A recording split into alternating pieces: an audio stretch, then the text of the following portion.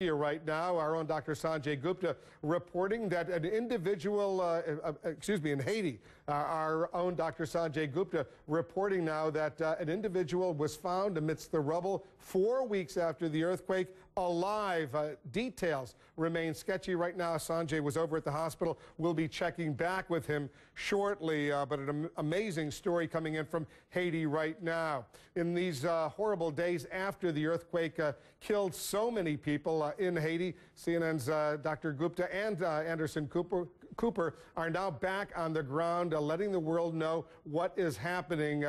They want to make sure that none of us here in the United States or around the world forgets what's going on in the disaster zone. Let's bring in Anderson Cooper. He's in Port-au-Prince right now. Anderson, you were there for the first 2 weeks after the earthquake, got there within hours. You came back for a week, but now you're back in Haiti right now. And tell our viewers why you decided, and Sanjay Gupta decided, that it was important to spend more time there and report on what's going on. Well, you know, it's an odd question because it's really not a question anybody here asked. The question people here ask is, well, why did you leave, and why have so many reporters left? And frankly, I don't really know how to answer that question. There are still hundreds of thousands of people here homeless. The misery that we saw, you know, in week 2 after the earthquake is still present here. I mean, you can walk down any street and there are still bodies being pulled out of the rubble. We were at the cemetery.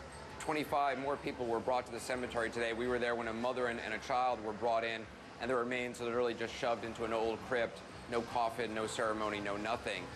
You know, the massive humanitarian relief effort here is still underway, still ongoing, and there's a huge concern with it basically dropping out of the headlines and all the focus, you know, for understandable reasons, perhaps being on 10 American missionaries being held here for allegations of child kidnapping and child trafficking. You know, the real story here is the hundreds of thousands of people who every day are still struggling to survive. Well, and it's and people forget how quickly we forget, Anderson. More than 200,000 people, according to the Prime Minister of Haiti, are now confirmed dead, and at least a million, are homeless right now. This is a story of epic proportions underway. Give us a little flavor of what you're seeing with maybe your fresh eyes after a week in New York. Now you're back in Haiti. What's it like to be back? Well, I mean, you can look behind me, and, you know, there's this tent city, which any viewer who watched our coverage the first 2 weeks is familiar with. It hasn't gone away. If anything, it's become more established. There are now some people who use corrugated tin. They're using tarps. A few tarps, it looks like, have been handed out. I think the officials have handed out some 70,000 tarps used for tenting for people to live in. But there are, I mean, as I said, hundreds of thousands, perhaps as many as 500,000 homeless here in the city of Port-au-Prince, living in makeshift cities. They tried to establish sort of more permanent camps, but the vast majority of people are still living in these very makeshift settlements. And there's concern about the spread of disease now, especially among children, when you have people living in such close quarters, really without sanitary conditions. A lot of stomach illnesses, a lot of illnesses can move very swiftly. So that's a big concern. They started inoculating children today. But there's, you know, any place you look, the level of work that needs to be done, it's enough to kind of make you throw up your hands. They've started paying people to sweep up the streets and pick up rubble, and they have some heavy earth-moving equipment, basically bulldozing old buildings. But as you know, as they do that, they just find more and more bodies, so that death toll will be going up every single day. And this fear of disease breaking out, killing even more, thousands of additional people, how real is that fear right now? You know, I mean, I've talked to Sanjay about it. I've talked to doctors about it. They are very concerned. They've started this vaccination program for a number of illnesses. They had a case of tetanus that they were obviously concerned about. That's not something we're used to seeing too much in the United States.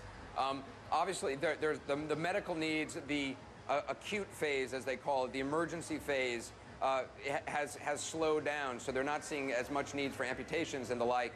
But just primary care of people, and also follow-up care to people who did have limbs amputated and who do have infections that need treatment, that requires still as many doctors and as many nurses as were here the first 2 weeks. The other fear I've heard, Anderson, maybe you know something about this, is weather. If it starts raining, for example, the rainy season, I don't even know when it starts in Haiti and the Dominican Republic. March. But if you have all these tents, people living in these flimsy conditions, you know, I don't know what the impact of that is going to be.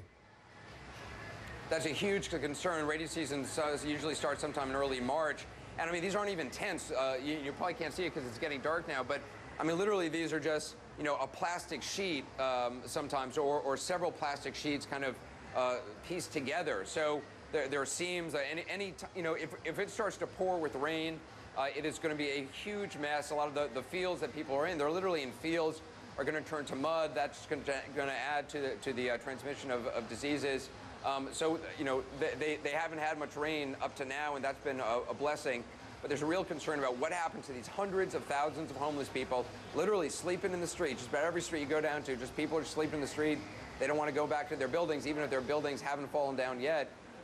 What's going to happen to them when it starts pouring with rain? There's not an answer for that right now. Anderson Cooper is back on the ground in Haiti for us. Thank you, Anderson. We're going to touch base again with you and with Dr. Gupta as well. This important note to our viewers: a special investigation on AC 360 before the quake. Corruption, greed, and hundreds of millions of lost dollars will follow the money stealing Haiti. A special AC 360 investigation starting tomorrow night, 10 p.m. Eastern, right here on CNN.